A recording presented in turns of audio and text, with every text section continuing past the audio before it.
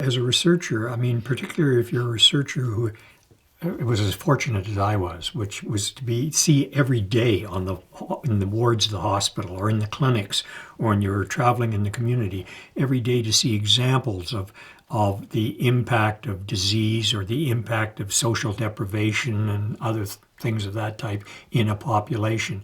To see that, to bring that back and start asking research questions about it or asking your colleagues about it. Because for many of these questions, I didn't have the answers and I didn't have the skills. But I knew people within the university setup, or I'd identify people elsewhere in the world. And so you'd ask them, what about this? And if Joe Bloggs, who was in Harvard, happened to be the expert, you'd invite him in.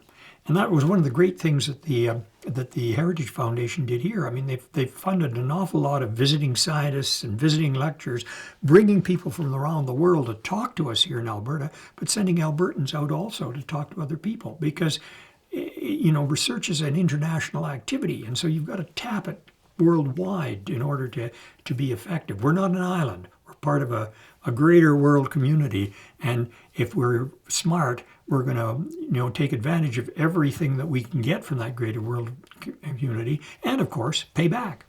Send it, back to them.